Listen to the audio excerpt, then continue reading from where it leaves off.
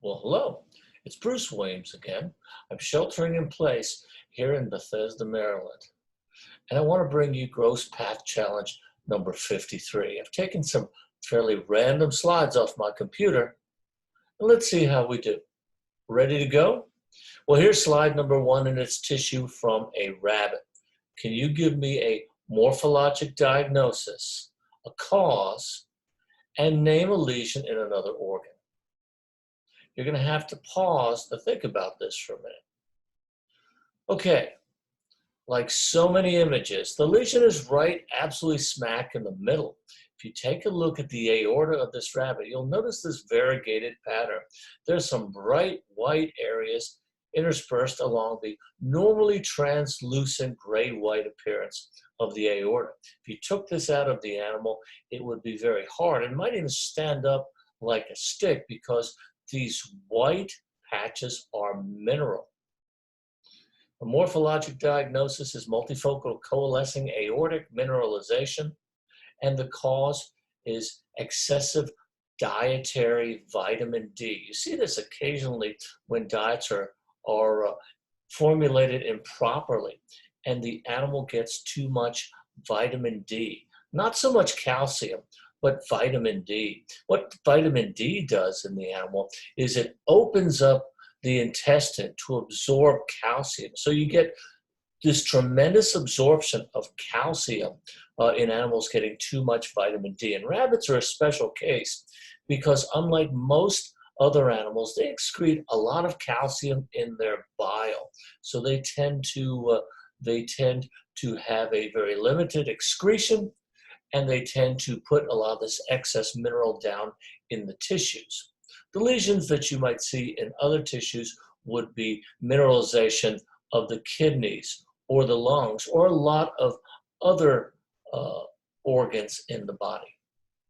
Okay, let's move on to slide number 2. This is a great picture from the collection of John King, and this is tissue from a beaver. Well, for those of you outside the United States, a beaver is a large rodent with a flat tail that lives in the water. It cuts down trees and makes dams. But if you think of this as a large wild rodent, you should do very well.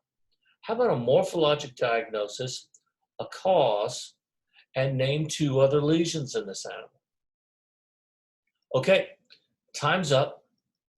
And this is the spleen from this beaver. You can see the splenic capsule here. And we're looking at multiple areas of necrosis and probably suppuration as well. This animal probably lived for a couple of days. The areas of necrosis are variably sized. They're coalescing. So the morphologic diagnosis that I would like would be multifocal to coalescing suppurative splenitis, or if you want to say multifocal coalescing necrotizing or necrosuppurative splenitis, that would be fine. If you said multiple splenic abscesses, I will take that as well. The cause for this is Francisella tularensis. The name of the disease is tularemia. Of all the gram-negatives, Francisella tularensis seems to be the hottest, although there's some other hot ones out there like salmonella, which could cause a similar lesion. When I think of rodents and lagomorphs in the wild and I see this level of necrosis, the first thing, and it's probably a protective reflex I'm going to think about, is tularemia. And I'm going to be very careful on this autopsy. Gram-negatives, generally the hot ones, all attack the body in a similar way. They first go after lymphoid tissue. There's a lot of white pulp in the spleen, and if you took a section of this spleen, you would see that the areas of necrosis are focused on the white pulp. Okay, other areas along the abdominal tract that will be hit will be the lymphoid tissue of the ileum and the mesenteric lymph nodes, and those are the 2 other lesions that I want you to think about.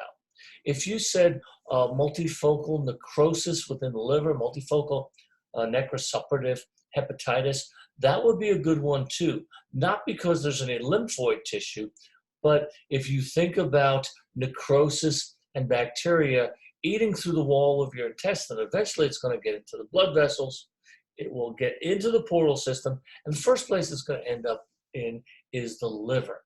So there's really nothing that it's looking for there, but it's going to cause necrosis just as well. It has a very potent endotoxin, and that is going to, when you kill the bacteria, it's going to liberate the endotoxin. It's going to cause damage to blood vessels especially, and any surrounding cells. Shall we go on to a third slide? This is tissue from a cat. What tissue is a cat?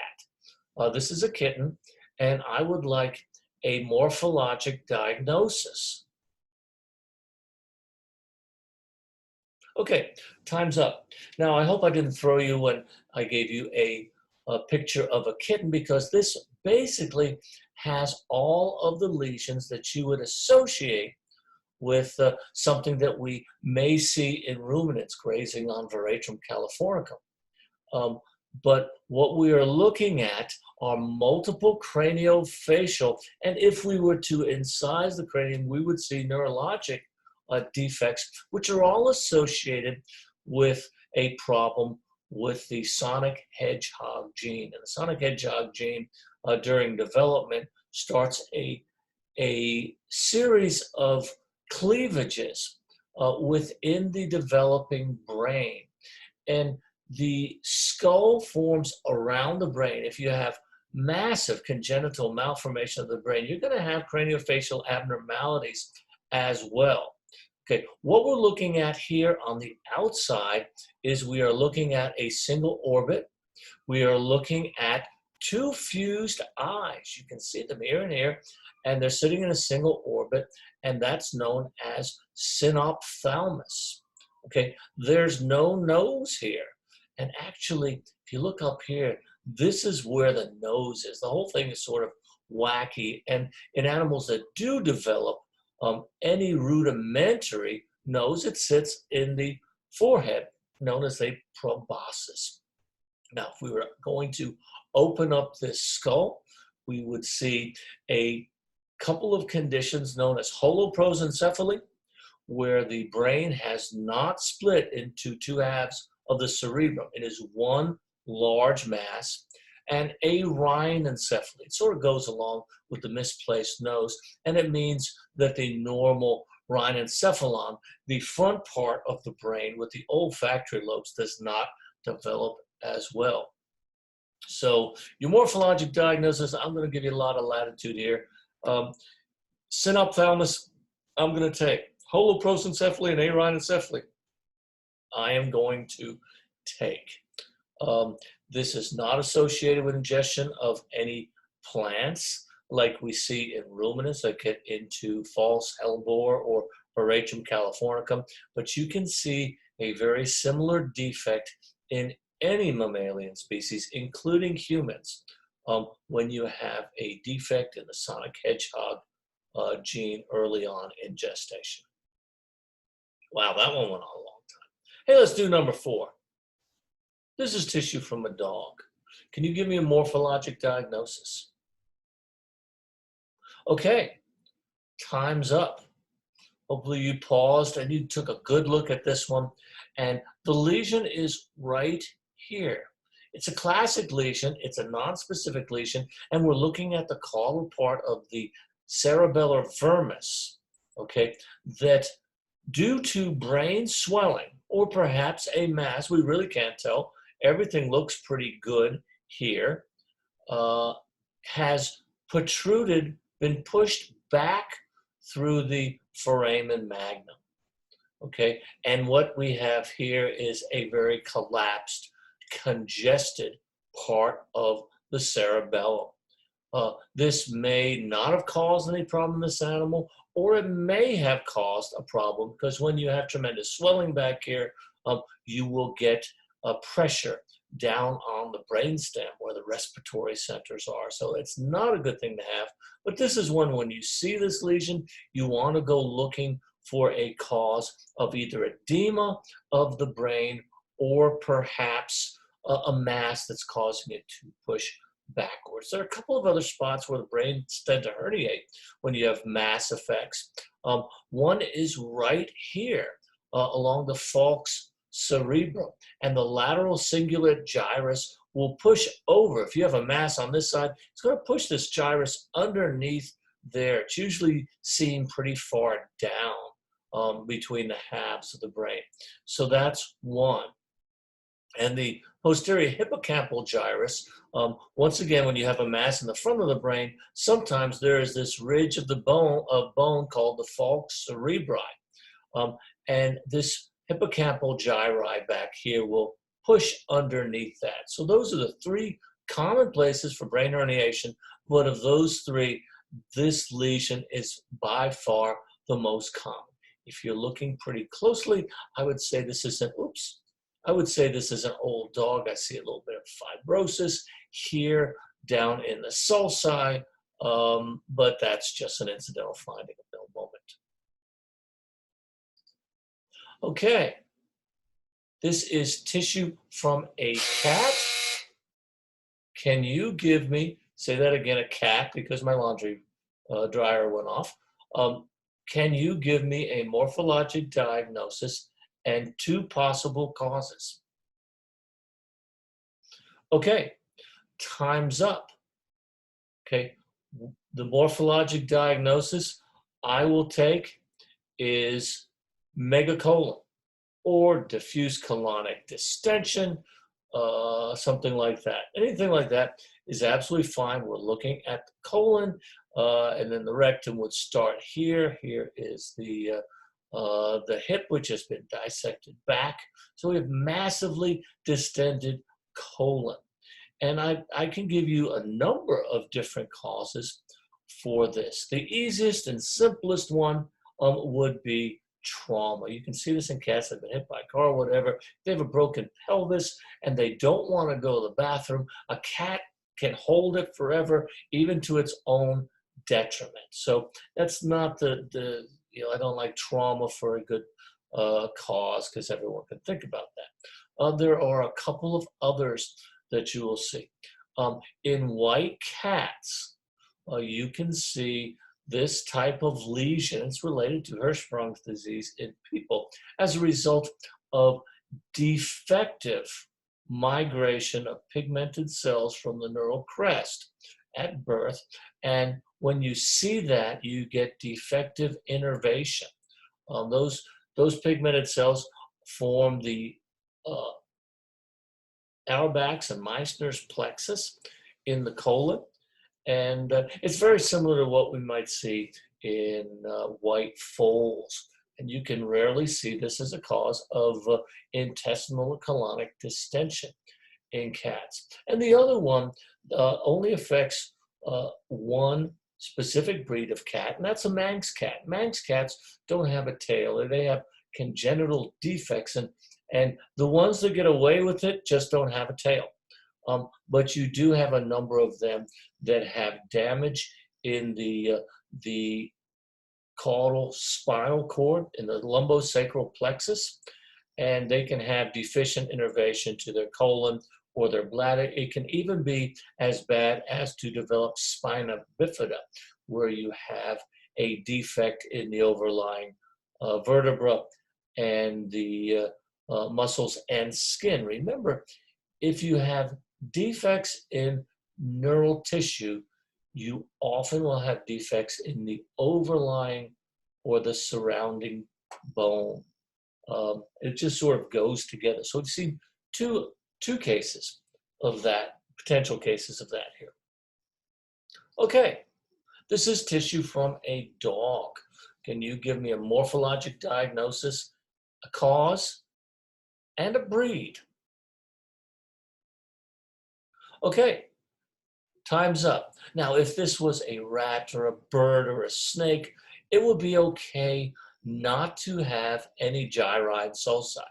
But in mammals, we pretty much, above rodents, we pretty much always have some, and we certainly have them in dogs. And there's absolutely none here. Man, maybe there's one here and one here. But the proper morphologic diagnosis for this lesion is going to be Lissencephaly. Some people say, well, it's pachygyria, which means that there are a few gyri. And if you said pachygyria, I guess that's okay. I really like this. This is about as smooth as it gets. There's a little wackiness going on here in the cerebellar vermis, but you can see that a lot, and it often doesn't cause a whole lot of problems. I am suspicious that there might be some problems with the wiring of the cerebellum, but that's obviously not going to be this animal's main problem. Now, lissencephaly is due to a genetic mutation of one of a number of genes. These are chaperone proteins. They help get those pigmented cells and neurons from the neural tube and the developing parts of the brain, which in the cerebrum is going to be the periventricular area.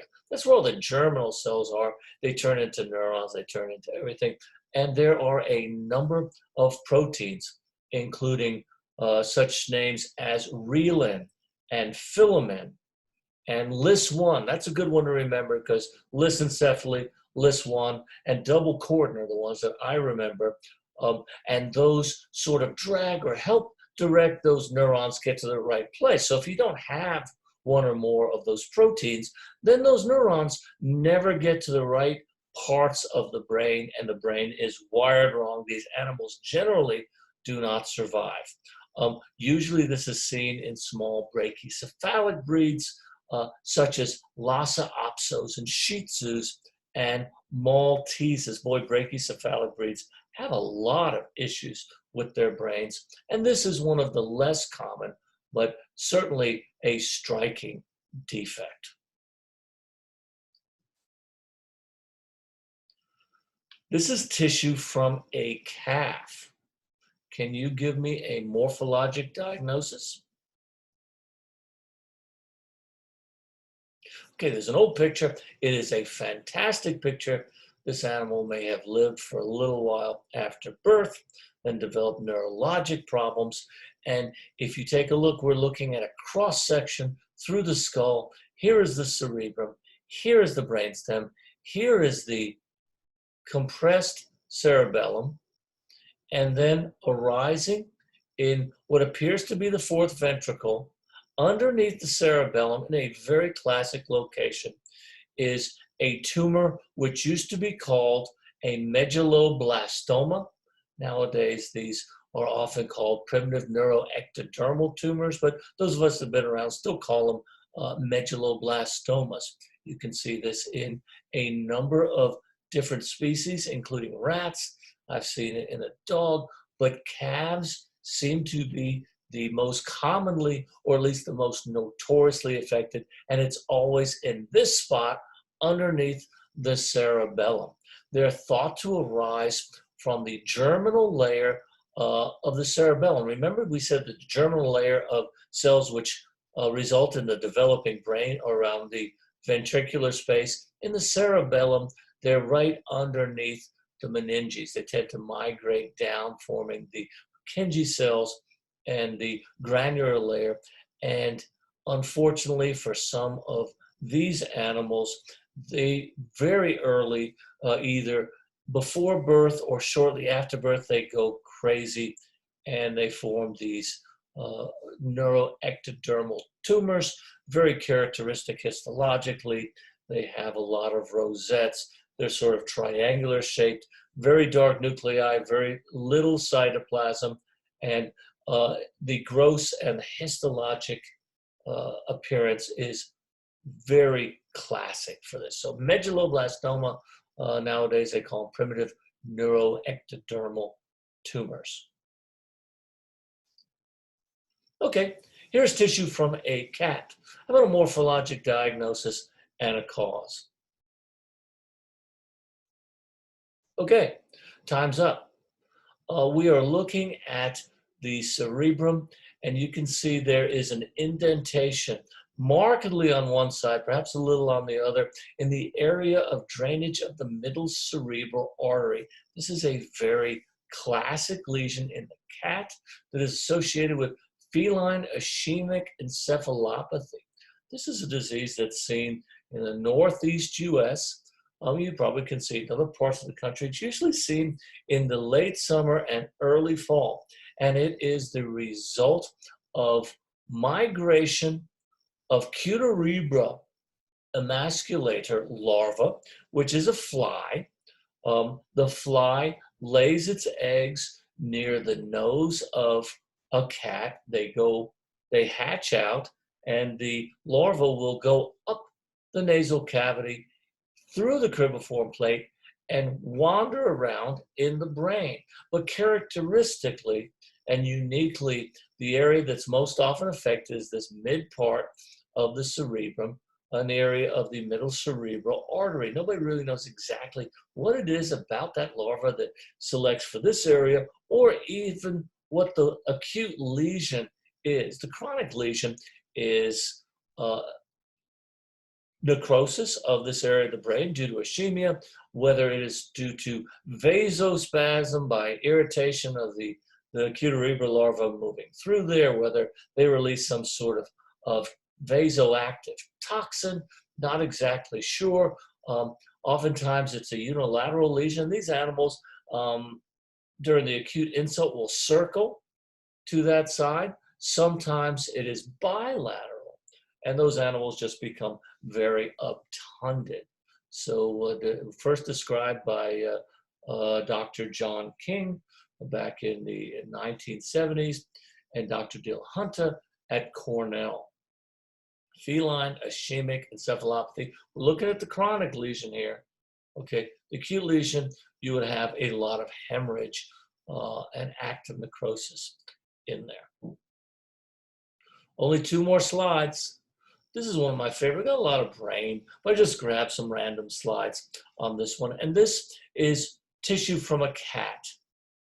Can you give me a morphologic diagnosis and a cause? Okay, time's up. We have a section through the diencephalon. We have the ventricles here, thalamus here, and you can see these ventricles are markedly dilated, and this is a fixed brain, which is sort of important, and they're filled with sort of this gelatinous, hazy exudate. You can tell it's gelatinous. Well, if you took this and you turned it over, what normally you would see, CSF fluid pours out and you have space. But because there's a lot of high protein fluid, when it's fixed, it turns into sort of this gelatin, which stays within the section. It's a great lesion. And this is because it's high protein. It is an exudate, not a transudate. There's a little bit of sort of softness in here. It's not well demarcated. That's inflammation. This animal has feline infectious peritonitis. The morphologic diagnosis would be a diffuse granulomatous or pyogranulomatous ventriculitis with secondary hydrocephalus. When you think about FIP, which is the result of mutation of feline coronavirus in the individual animal, you get a number of lesions, but when you look at it in the nervous system, usually it is granulomatous. It almost always affects the ventricles. It really likes the ventricles. You can see spots of it around the meninges as well. It likes the ventricles. It likes the choroid plexus. And what happens is you get granulomatous inflammation in areas like the aqueductus sylvius. And that's probably the most narrow diameter in the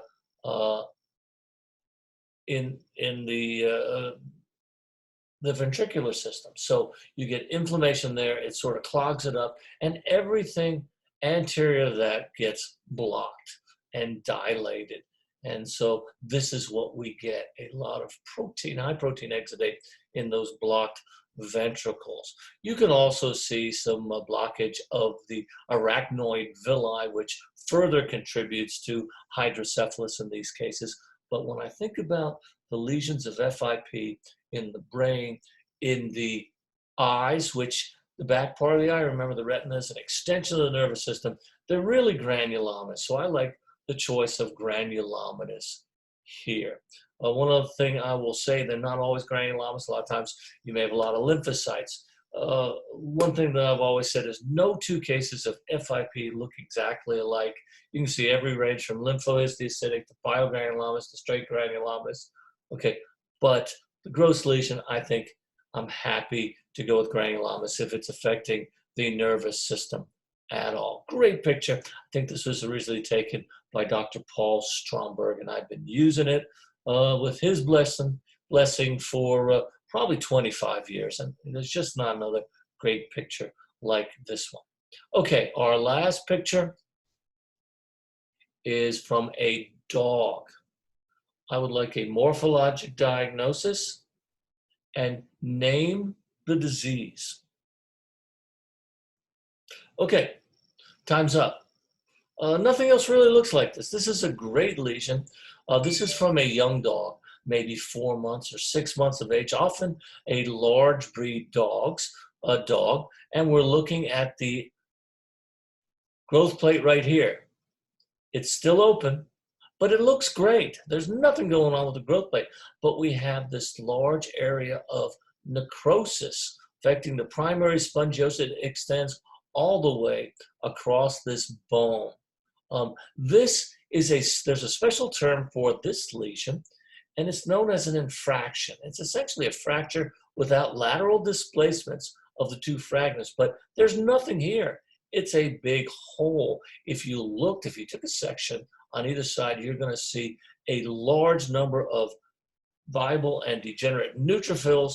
The degenerate ones have all blown up. They've released their digestive enzymes, and they've digested everything here. The morphologic diagnosis I'm trying to get you to say is a focally extensive suppurative epiphysitis. If you want to say suppurative osteomyelitis, I will give it to you provided you know the name of this disease. And this used to be called hypertrophic osteodystrophy, but there's really no dystrophy about it. So it is hypertrophic osteopathy.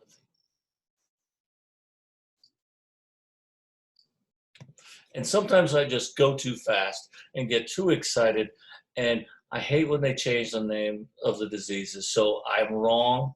This one is not hypertrophic osteopathy. That's a totally different disease. That's an older animal disease. This is now metaphyseal osteopathy. It is a name that doesn't really tell you any more about the disease than the old name.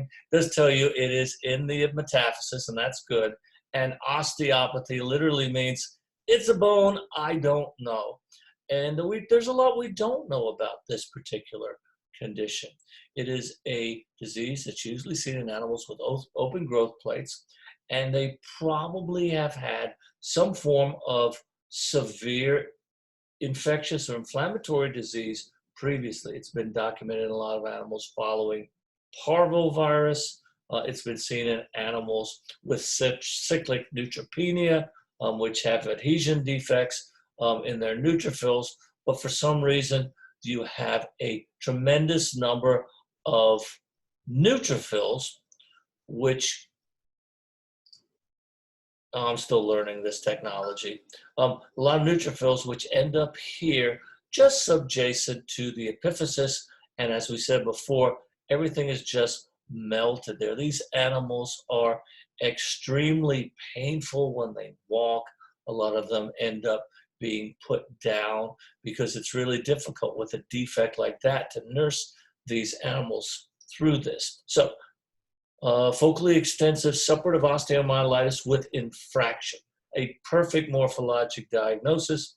And the name of the condition is metaphyseal osteopathy.